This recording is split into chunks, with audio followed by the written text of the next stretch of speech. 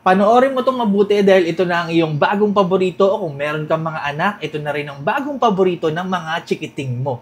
Creamy chicken and mushroom pimp your food version. Madali pa to sa easy. Tuturuan ka ni Tipsy. Let's go!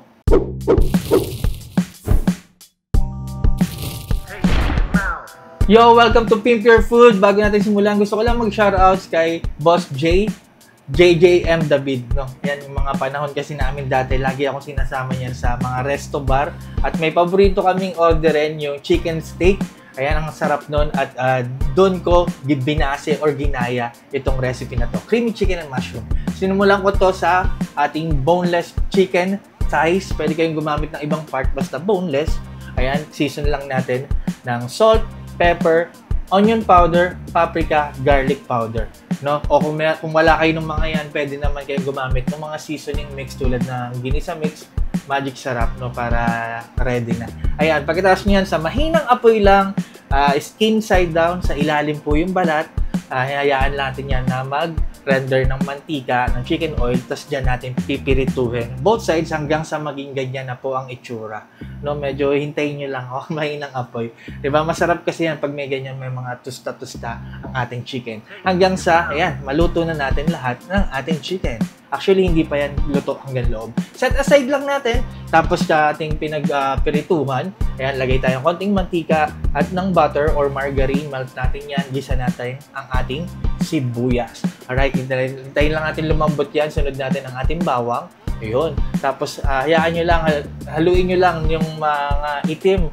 Ayan, ay ma-dissolve or ma-deglaze natin. Ayan, ayan, oh. Flavor kasi yan. And then, sunod natin ang ating shiitake mushroom or gumamit kayo ng mushroom na trip nyo. Ayan, yung in-can na yung ginamit ko para mabilis. Ayan, stir-fry lang natin hanggang sa medyo mawala yung moisture ng mushroom. Ayan, tapos maglalagay tayo dyan ng harina.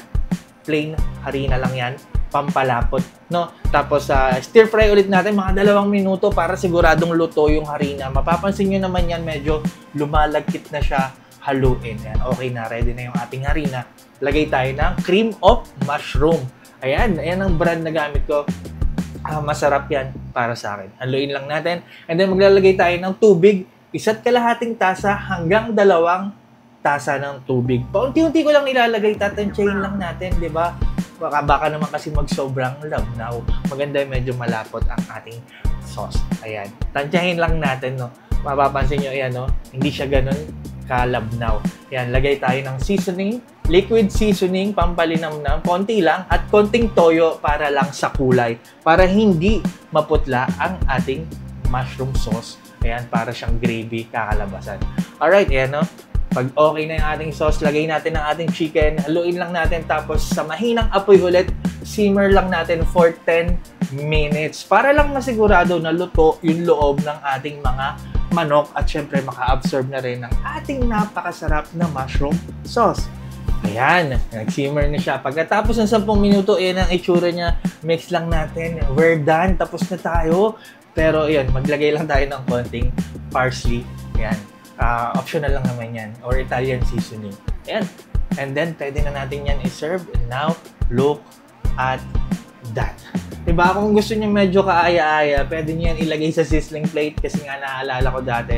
Yun, shoutout kay Boss Jay. Sa kinakainan namin, sinaserve yan sa sizzling plate. Kasi nga, ang tawag sa dish na yan doon ay chicken steak. Pero yan, tatawagin natin creamy chicken and mushroom para lang mas kilala ng ating mga manonood. At napakasarap. Ayan, ang sarap niyan pulutan, pinupulutan namin yan. Pero ang sarap niyan sa kanin, syempre. At sigurado ako magugustuhan nyo. At yun nga, kung meron kayong mga anak ko, magiging paborito ng anak niyan. At napakadali lang gawin. Sana subukan nyo itong recipe na to. Maraming salamat sa palagi niyong panonood, pagtangkilik, pagsuporta, at pagsubaybay. Ako po si Tipsy D. God bless sa inyong lahat. Peace!